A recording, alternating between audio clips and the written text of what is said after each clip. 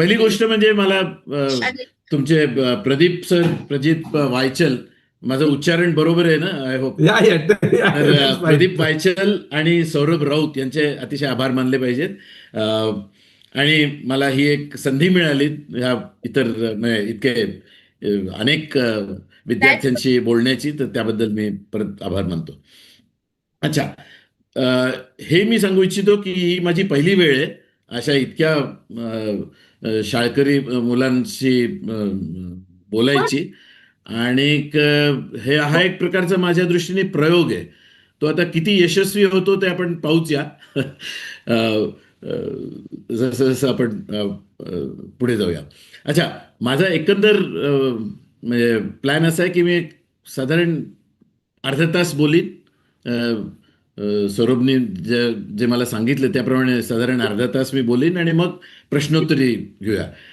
तर हे ठीक आहे? या ठीक आहे. बरं.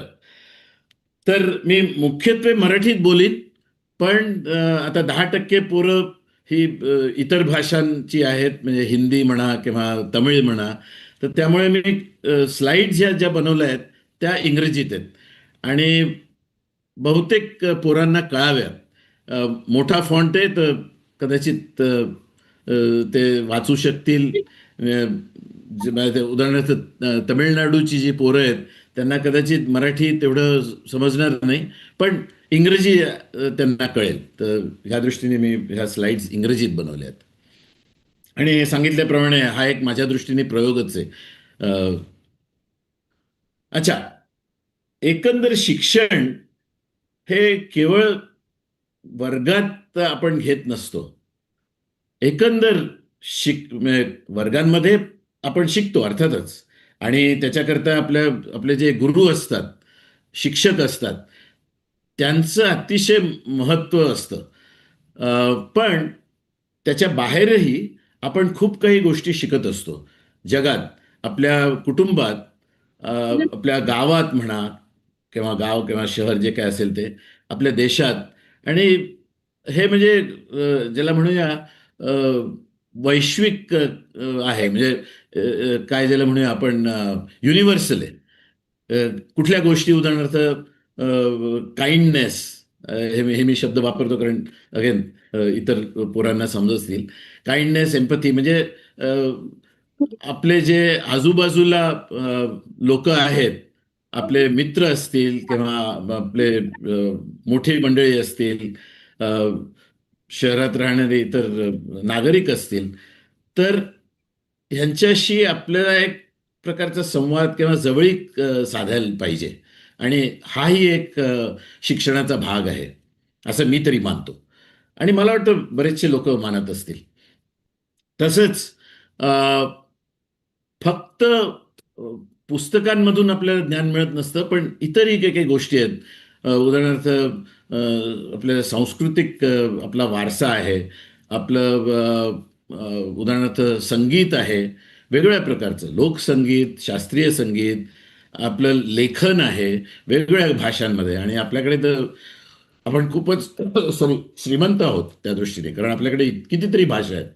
आणि काय त्याला म्हणूया, इतर पण भाषा आहेत. म्हणजे आता कोकणी झाली, तर मराठी आहे पण कोकणी पण आहे. आणि ह्या लहान भाषांमध्ये, लहान ह्या दृष्टीने की कमी लोक बोलतात, पण ह्या सगळ्या भाषांमध्ये आपल्याला एक साहित्य आहे, आपल्याला एक मोठा इतिहास आहे आणि तो खूप जुना आहे.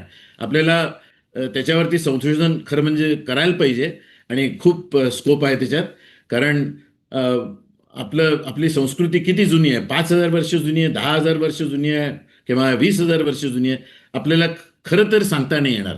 आणि पुराव्यासह. नुसतं म्हणजे कोणीतरी म्हणतं की बा नाही नाही आपली संस्कृती 50,000 वर्ष जुनी आहे, हे बरोबर नाही.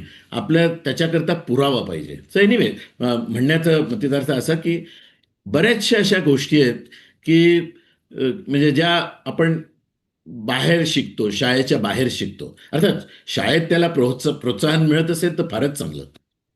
अच्छा, आता माझा जो अनुभव आहे तो बराचसा सीमित आहे, हे मी मानतो आणि मी सांगू इच्छितो.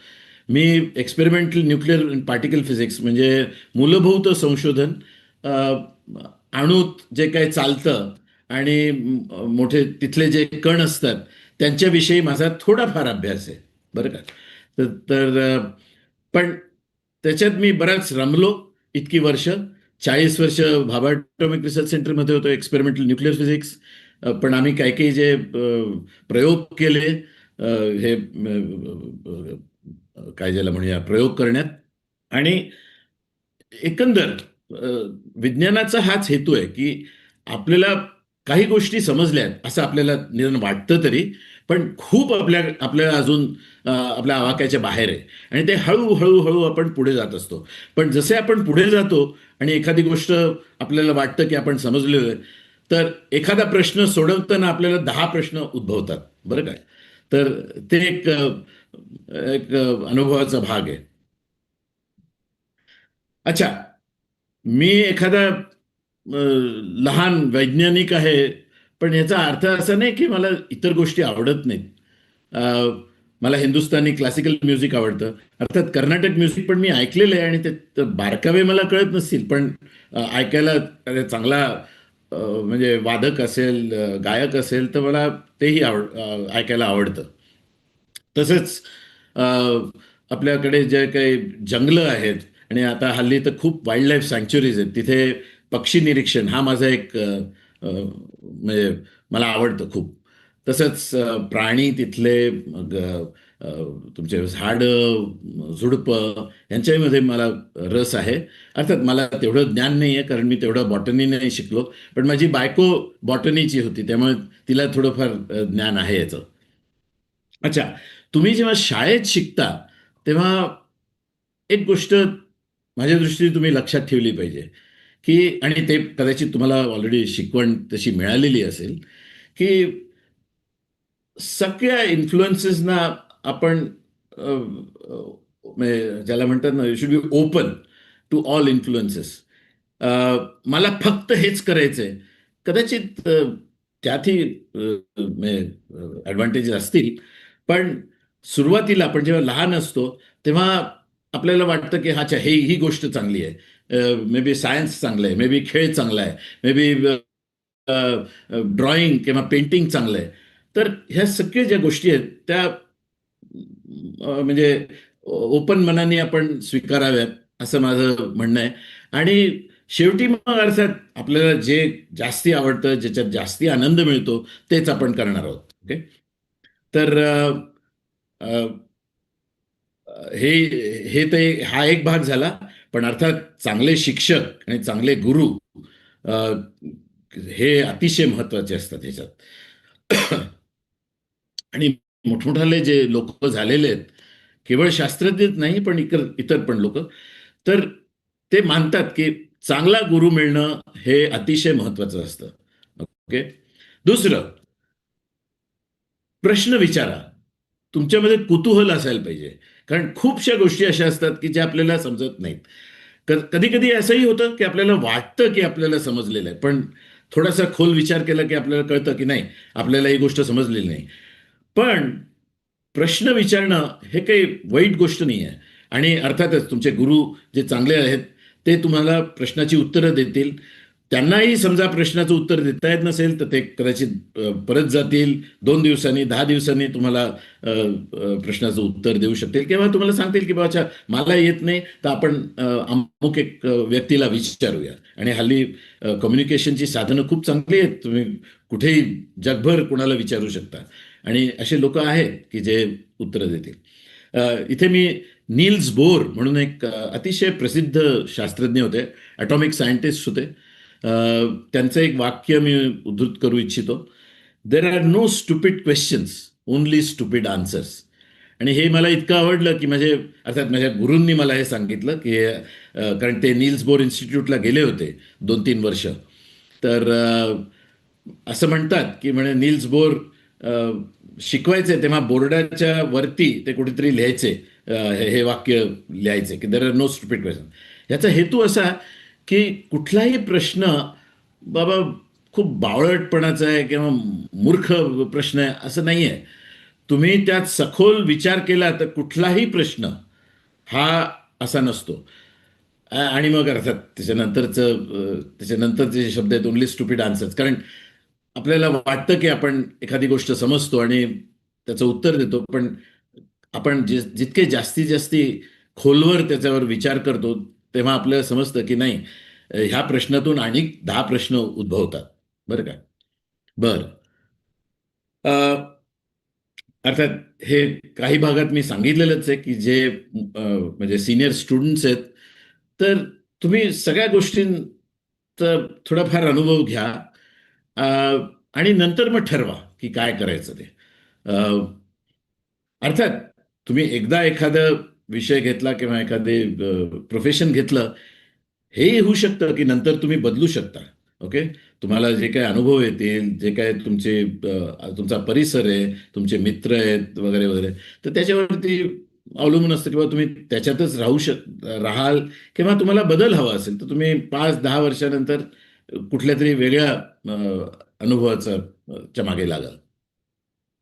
पण एक गोष्ट कॉन्स्टंट असते. जे तुम्हाला आवडतं, ते तुम्ही करत राहिलात ना, तर तुम्हाला कधी कंटाळा येणार नाही. तुम्हाला कधी असं नाही वाटणार, की "अरे बाबा रे, चला उद्या आता परत कामाला जायचंय. परत तीच गोष्ट करायची आहे." तुम्ही एखादी गोष्ट आवडीने आणि प्रेमाने करत असाल, तर तुम्हाला हा अनुभव कधीच येणार नाही. अर्थात हे खरं आहे, की कधी-कधी तुम्हाला थोडासा सेटबॅक मिळतो. तुम्हाला जे वाटत असतं ते तुम्ही करू नाही शकत किंवा अ, तुम्हाला नेहमीच काही सक्सेस मिळत नाही. कधी-कधी फेल्युअर्स असतात. पण हा एक संबंध भाग आहे तुमच्या अनुभवाचा. त्या गोष्टी ज्या तुम्ही चुकीच्या करता त्याच्यातून तुम्हाला त्या कशा सुधारायच्या, तर ते तुम्हाला कळत असतं. बरं का? पण बेसिकली तुम्ही आनंदी जीवन जगायला शिकलं पाहिजे. इतरांच्या आनंदात पण भर पाडू शकाल असं काम करा. बरं का? अच्छा. आता मला वाटतं ही शेवटची किंवा शेवटपासून दुसरी स्लाईड आहे. अ, अतिशय मेहनतीने काम करा. कुठलंही काम हे माझ्या माझ्या खालचं काम आहे. नाही, नाही, मी नाही करणार आहे, असं मानू नका. कुठलंही काम प्रेमाने आणि जिकिरीने करा. म्हणजे चांगल्या प्रकारे करा. जितक्या चांगल्या प्रकारे तुम्ही कराल तितकं.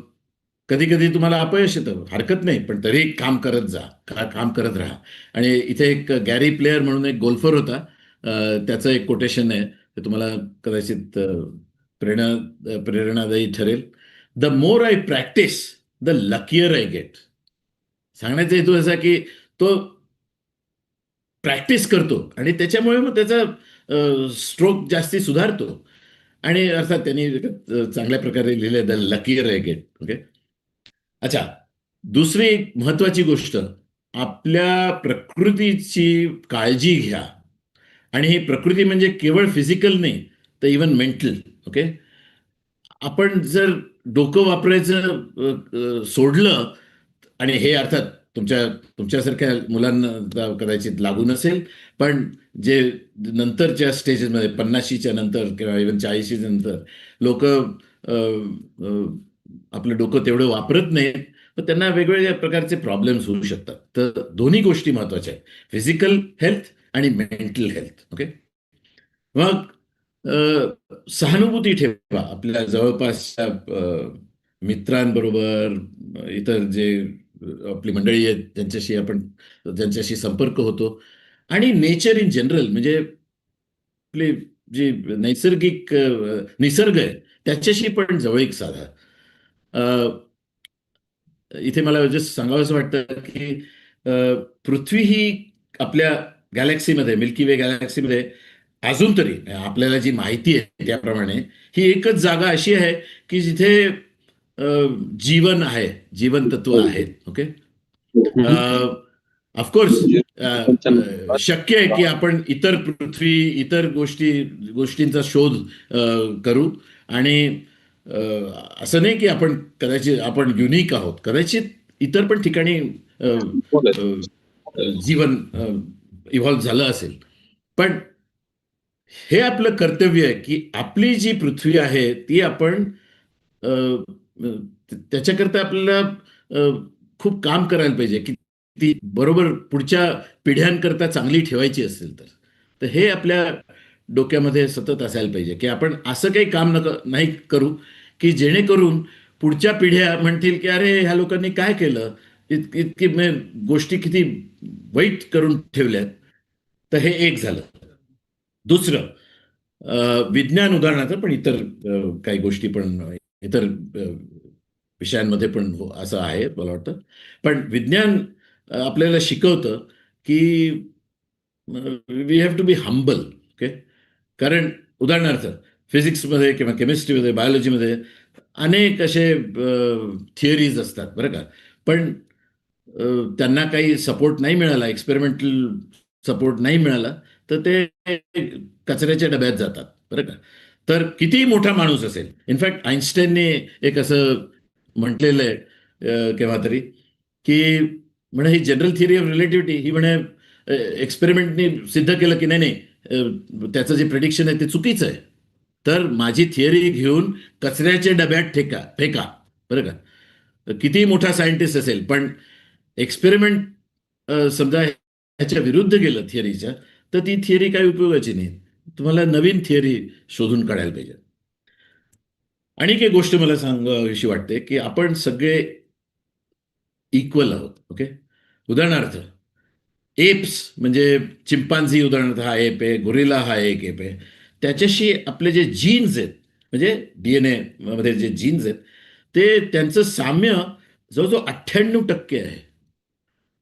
मग आपली जी माशी असते तिच्याशी 60% आपले जीन्स मिळ एक एक प्रकारचे असतात बरं का. आणि उदाहरणार्थ केळी यांच्याशी पण आपले जे जीन्स आहेत ते जवळजवळ 60% मिळतात.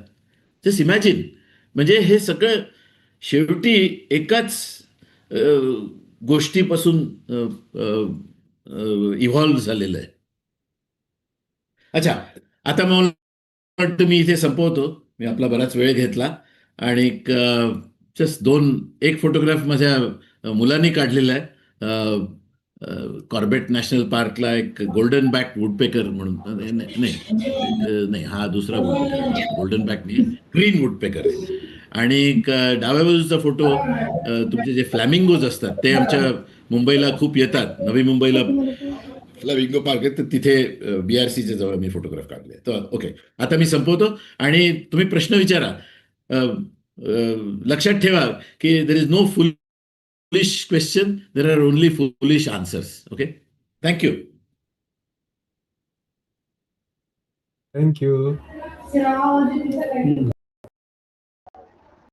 सर तुम्हाला हे पीटी बंद करायचं आहे का असंच ठेवायचं आहे का मुलांना नाही, बघायचं आहे? बंद करतो मी.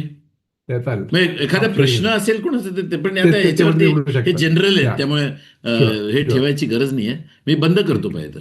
चालेल. स्टॉप शेअरिंग करा मग तुम्हाला या मुलं या पण दिसतील व्यवस्थित. या बंद करतो. या. हा.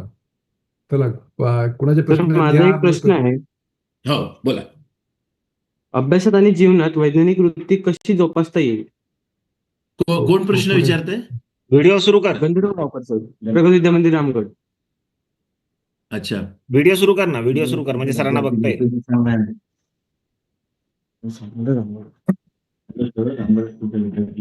हा.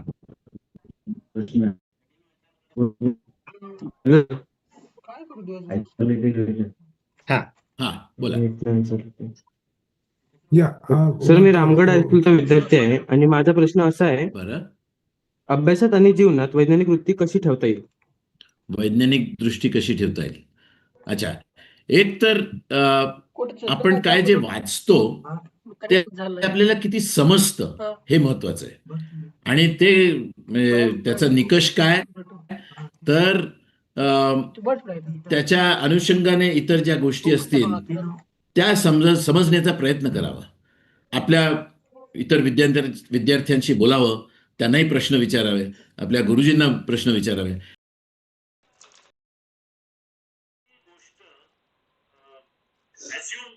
किंवा ही खरीच असेल असं मानायचं नाही. प्रत्येक गोष्ट चापडून पाहायची, ती खरी आहे की नाही. त्याच्यापासून निष्कर्ष जे काढता येतील ते काय असतील, मग ते बरोबर आहेत की नाही. तर कुतूहल आणि प्रत्येक गोष्टीला प्रश्न विचारून समज वाढवायची, हे मला वाटतं विज्ञान आपल्याला शिकवतं. अ, मला माहित नाही मी तुझ्या प्रश्नाचं उत्तर दिलंय की नाही बरोबर, पण मला हे असं वाटतं. ते बरोबर आहेत की नाही. तर सर ना सर. करू शकतो. प्रत्येक गोष्टीला प्रश्न विचारून हा समज वाढवायची, हे मला वाटतं आणखी कोणाला प्रश्न आहे? हो सर, मी विचारू शकतो. या विचार ना, फक्त तुझा हे चालू कर. हा, कोण बोलतंय? मी दुर्गेश बोलतोय सर. हा, ओके फाईन, ठीक आहे. एक मिनिट, तुला आपण हे करूया, स्पॉट लागेल. त्यांचा फोटो तुम्ही दाखवू शकता का? या हा हा हा, हा दुर्गेश पाटील. बरं, हा. विचार. सर, विज्ञान हे फक्त करिअर आहे की ते जग बदलण्याचं एक मिशन आहे? काय ते, सॉरी मला ऐकून, काय म्हणाला? हे फक्त विषय आहे का का काय? जग बदलण्याचा 2 मिनिटं सर फक्त. ओके, का जग बदलण्याचं साधन आहे, असं आहे का? हा. Okay. Durgesh, can you repeat the विज्ञान क्वेश्चन? हे फक्त करिअर आहे की ते जग बदलण्याचं एक मिशन आहे? मिशन. मिशन. आहे की अच्छा.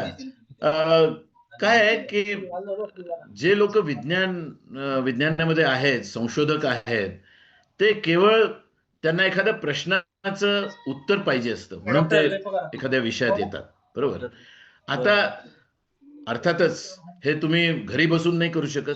तुम्हाला कुठल्या तरी एका लॅबोरेटरीमध्ये जावं लागतं, नोकरी करावी लागते कदाचित, बरं का.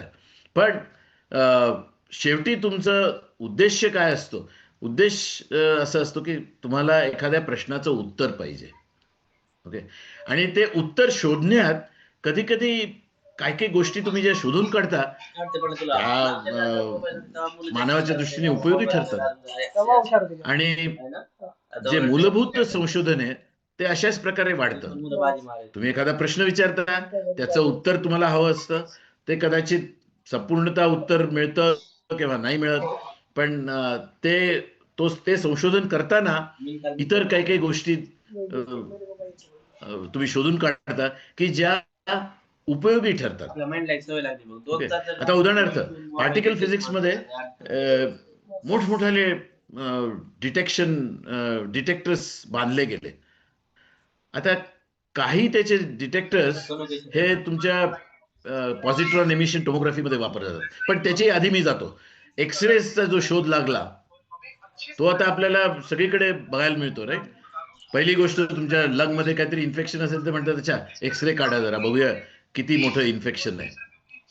तर पण सुरुवात कशी झाली की त्यांनी एक गोष्ट पाहिली आणि मग त्याला वाटलं की नाही ही समजायला पाहिजे आपल्याला, हे कशामुळे झालं. पण त्याची ऍप्लिकेशन किंवा त्याचा उपयोग हा एक्सरे म्हणजे काय त्याला म्हणजे एक्सरे टोमोग्राफी म्हणा किंवा पेट पॉझिट्रॉन एमिशन हे हा वेगळ्या प्रकारे करतात. NMR हाही असाच की बाबा म्हणजे जेव्हा एखादा प्रोटॉन मॅग्नेटिक फील्डमध्ये त्याचे मॅग्नेटिक मुवमेंट असं प्रिसेस होतं. आपल्याला तुला माहिती असेल की एखादा तू भोवरा घेतला बरं का आणि असा चालवला जमिनीवरती, तर तो अगदी सरळ असेल तर तो सरळच राहतो, पण तो थोडासा असा वाकडा त्याचा अँग्युलर मोमेंटम असेल तर तो असा फिरतो. बरोबर. तर तसंच प्रोटॉनचा जो काय ज्याला म्हणूया स्पिन आहे, तो एखाद्या मॅग्नेटिक फील्ड मध्ये असा रोटेट होतो आणि ती फ्रिक्वेन्सी ही मॅग्नेटिक फील्ड आणि त्याचा जो मॅग्नेटिक मोमेंट आहे त्याच्यावरती अवलंबून असते. पण आपल्या शरीरात खूप प्रोटॉन्स आहेत. आपल्या शरीरात 90% पाणीच आहे. बरोबर. तर त्याचा उपयोग NMR टोमोग्राफीमध्ये झाला. पण प्रश्न कोणी विचारला की नाही हे कसं काय म्हणजे होतं, हे स्पिन्स हे कसे मॅग्नेटिक फील्डमध्ये फिरतात, ह्याच्यापासून सुरू झालं. तर अगेन अर्थातच करिअर होऊ शकते आणि करिअर लागतेही, कारण तुम्हाला असं म्हणजे घरी बसून तुम्ही तेवढे शोध नाही लावू शकत. तुम्हाला कुठल्या तरी लॅबोरेटरी, इव्हन तुम्ही मॅथमॅटिशियन असाल, गणितज्ञ असाल, तरी तुम्हाला कुठल्या तरी ठिकाणी जाऊन इतर मॅथमॅटिशियनशी काम करावं लागतं, राईट? तुम्हाला ट्रेनिंग घ्यावं लागतं. फार कमी असे लोक आहेत की जे घरी बसल्या बसल्या अतिशय महत्वाचे शोध लावतात, आणि हे झालेले आहे, म्हणजे तेही होऊ शकतात, पण ते फार कमी प्रमाणात असतं. एक मला वाटतं रशियामध्ये एक मॅथमॅटिशियन होता, त्याला मला वाटतं फील्ड्स मेडल, त्याने एक पोआंकरे कंजेक्चर म्हणून ते सॉल्व्ह केलं, पण त्याला फील्ड्स मेडल ऑफर केलं गेलं, पण तो म्हणाला नाही नाही, मला नको ते फील्ड मेडल. मला जेवढा आनंद तो प्रॉब्लेम सॉल्व्ह करण्यात झाला, तेवढा मला प्राइज मिळण्यात नाही होणार, तर मला नको ते प्राइज. त्याला दुसरे कुठलं तरी प्राइज मिळालं होतं, क्ले फाउंडेशनचं, $1 मिलियन. तो म्हणाला नाही, मला नको येते. नाही तर हा मी कदाचित थोडासा इतर गोष्टींमध्ये वळलो असेल, पण प्रश्नाचं उत्तर आय होप मिळालेलं असेल तुला. थँक्यू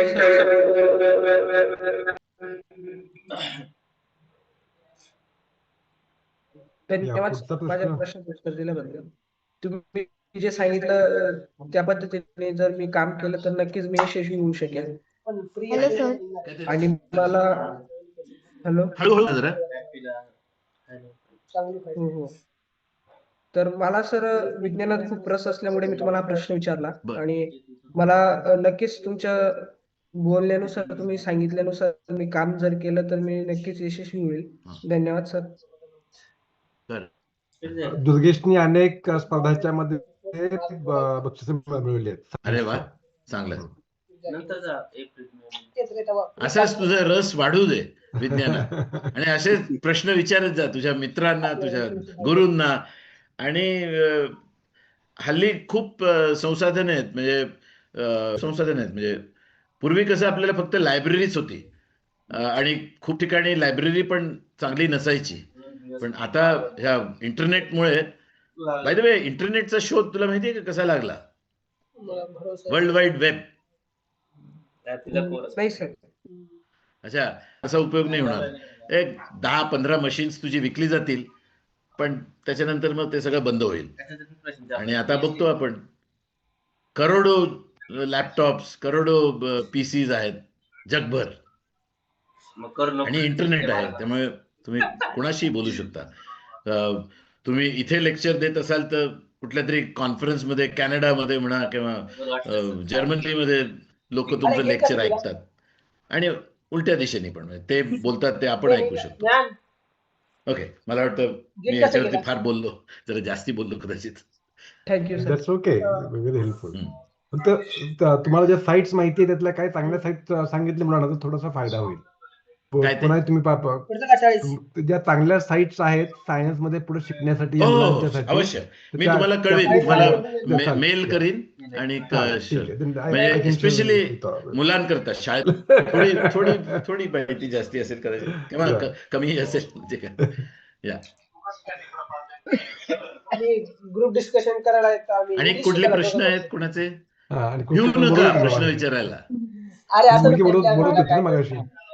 बोल बाळा. अरे नाही, बोला. सर, मी आम्ही- का- कोण आहे, कोण विचारते? सर मी प्रगत विद्यापीठ मंदिर रामगडचे विद्यार्थी. रामगडचे विद्यार्थी. अच्छा, हा त्यांचा सर, मला फोटो एक टाकता प्रश्न येईल का इथे? पेमेंट नाही, काय नाही. टाकता येईल ना. हा, टाका ना. सर मला एक असा प्रश्न पडलाय की बरं. अपयशाला कसे तोंड द्यावे आणि सातत्य कसे ठेवावे. आपण काही पुरा करून हे पहा, आपल्याला जेव्हा अपयश येतं ना, तेव्हा एकतर तुम्हाला जे शिक्षण मिळतं शाळेत, ते मला वाटतं असल्या गोष्टींशी म्हणजे काय झालं म्हणूया, पुढे जायला मदत करते. आणि एखादं अपयश आलं तर ते का अपयश आलं, बरं का? ह्याचा थोडासा सखोल विचार केला की आपल्याला समजून येतं की नाही, आपण हे कुठेतरी कमी पडलो, किंवा हे आपण बरोबर केलं नाही, तर ते सुधारवायचा प्रयत्न करा. मी तुला एक उदाहरण देतो माझ्या अनुभवावरून. आम्ही एक पर्टिक्युलर न्यूक्लियस होता, बेरिलियम, तिथे आम्हाला एक काहीतरी एक अतिशय काय त्याला म्हणूया वीक ट्रान्झिशन आम्हाला एक त्याचं ते मेजर करायचं होतं. सध्या तर बाहेर रूमला तर आम्हाला वाटलं की आपण एक कुठली तरी पद्धत वापरूया की जी इतर लोकांनी वापरलेली आहे. कारण आम्ही प्रयत्न केला, आम्ही तयारी वगैरे सगळी केली, बीम टाइम आम्हाला मिळाला मुंबईच्या पेलेट्रॉनमध्ये, पण तो प्रयोग अयशस्वी ठरला. अयशस्वी का ठरला? कारण त्याच्यामध्ये कंटॅमिनेशन जे होतं ते इतकं, त्याचं कॉन्ट्रीब्युशन इतकं मोठं होतं की आमचा जो सिग्नल होता तो त्याच्यात शोधणं अशक्य होतं. ओके, हा प्रॉब्लेम आहे, कंटॅमिनेशनचा प्रॉब्लेम आहे. तर त्याच्या मग तो कसा म्हणजे तो problem कसा solve करायचा? तर मग आम्ही म्हटलं की अच्छा आता थोडंसं कॉम्प्लिकेट करायला पाहिजे. तर मग आम्ही जे काही डिटेक्टर्स आहेत म्हणा, अरेंजमेंट आहे एक्सपेरिमेंटल, ती केली. आणि आम्ही म्हणजे जे पहिलं एक्सपेरिमेंट आम्ही केलं ते साधारण किती बरं 1998 मध्ये का काहीतरी केलं, ते अयशस्वी ठरलं. त्याच्यानंतर मग आम्ही 2002 4 वर्षानंतर एक प्रयोग केला. सॉरी, ओके, तुम्ही बोला. तो Disturbance आहे. बऱ्यापैकी यशस्वी ठरला आणि आम्ही एका एका जर्नलमध्ये पब्लिकेशन दिलं. पण तरी त्याच्यात कमी होती ही अशी की आम्ही एक म्हणजे मेजरमेंट घेतली आणि त्याच्या फायनल मेजरमेंट, तर त्याच्यात जवळजवळ 30% एरर होता बरं का. तरी ते म्हणजे पहिल्यांदाच आम्ही शोध काढला होता, त्यामुळे ते एखाद्या चांगल्या जर्नलमध्ये पब्लिश झालं. पण आम्ही म्हटलं की नाही, हे बरोबर नाही, ह्याच्यापेक्षा चांगलं करायला पाहिजे. तर आम्ही काही काही बदल केले ॲपरेटसमध्ये, काही काही जी बॅकग्राऊंड होती ती कमी करण्याचा प्रयत्न केला आणि मग शेवटी आम्ही 30% वरून 10% वरती आलो. सॉरी, काय आहे ते? मला वाटलं नाही, नाही. दिवस Go ahead. तुम्ही या. बोला. हा. आणि तेही सुधारण्यासारखं आहे. पण अर्थात ह्या सगळ्या गोष्टींमध्ये आपला वेळ जातो, म्हणजे काम करावं लागतं. तर त्याच्यानंतर मग मी रिटायर झालो. पण माझे जे ज्युनियर्स आहेत त्यांना मी सांगतो की हा अजून महत्वाचा प्रश्न आहे. त्याच्याही पुढे जाता येईल तर केव्हा तरी होईल आणि काही वर्षांमध्ये तोही प्रॉब्लेमॅटिक आहे. पण मुख्य म्हणजे काय की अपयश आलं तरी आपण कुठे चुकलो, कुठे सुधारू शकू, ह्याची जाण ठेवायला पाहिजे. आणि ते वेगवेगळ्या विषयांमध्ये वेगळ्या प्रकारे आपल्याला विचार करावा लागतो, कारण परिस्थिती वेगळी असते. पण ते शक्य आहे.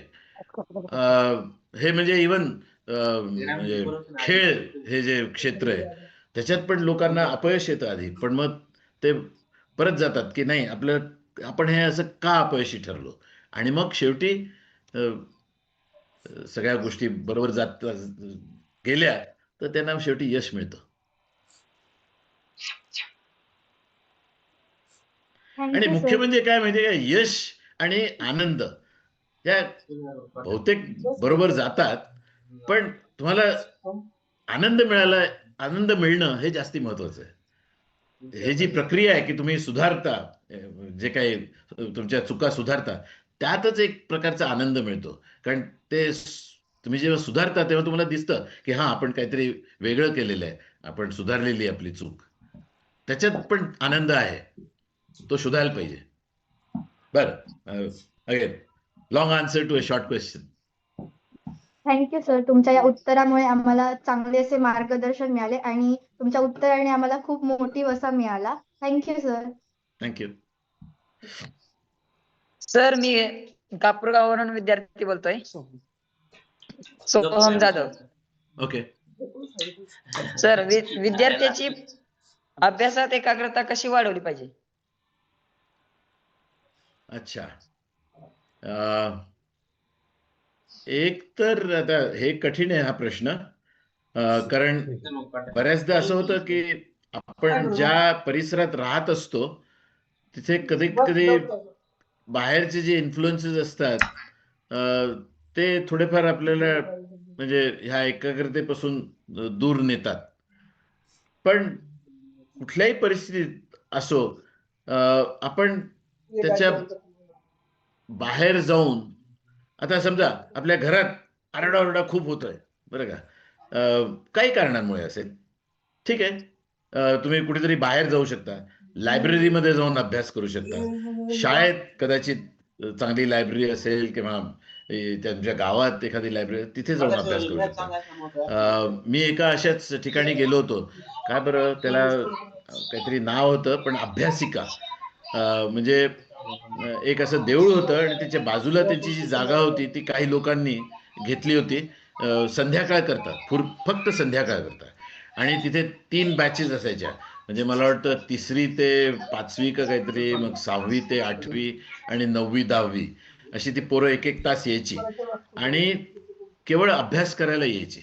कारण त्यांच्या घरांमध्ये कधी कधी फार प्रतिकूल परिस्थिती असायची. पण ही पोरं यायची, रोज यायची. आणि म्हणजे तुम्हाला अर्थात तुमच्या परिसरात जे काय प्रतिकूल असेल किंवा नसेल मला माहित नाही, पण त्या अनुषंगाने तुम्हाला शोधून काढायला पाहिजे की आपण, कारण कोणीतरी फार मोठ्यांदी बोलत असेल, फार मोठ्यांदी म्युझिक लावलं तर अर्थातच हा डिस्टर्बन्स आपल्याला होत असतो, बरोबर. तर प्रत्येक ठिकाणचं सोल्युशन थोडंसं वेगळं असू शकतं, पण सोल्युशन असतं. ह्याच्यात आपल्याला हे आपल्याला ठामपणे समजायला पाहिजे की कुठल्याही परिस्थितीत सोल्युशन काढायला पाहिजे. मी ऐकलं होतं की पूर्वीचे जे CSR चे जे हे होते, कोण बरं, डायरेक्टर जनरल माशेलकर मला वाटतं, ते मुंबईला एका चाळीत राहायचे त्यांच्या आईवडिलांबरोबर आणि कदाचित तिथे अभ्यासाला प्रतिकूल परिस्थिती होती. तर ते रात्री जाऊन बॉम्बे सेंट्रलच्या रस्त्यावरच्या फुटपाथच्या एका मोठ्या दिव्याच्या खाली बसून अभ्यास करायचे. तर म्हणजे असे अशी माणसं झाली आपल्याकडे, तर प्रत्येकाला आपलं आपलं सोल्युशन शोधून काढावं लागतं. पण शक्य आहे. त्याची आवड असेल तेवढी फिरणार आहे किंवा त्याचे जे रिंग्स आहेत त्याचा शोध लावला. ते धन्यवाद. डोळ्यांनी आपण नाही पाहू शकत, कारण डोळ्यांचं रेझोल्युशन खूप कमी आहे. डोळे अर्थात म्हणजे इतक्या सहजतेने आपण पाहू शकतो, ही एक अर्थात मोठी गोष्ट आहे, बरोबर. पण काही गोष्टी आपण नाही पाहू शकत की ज्या पाहण्याकरता आपल्याला इतर ही यंत्र बनवावी लागतात.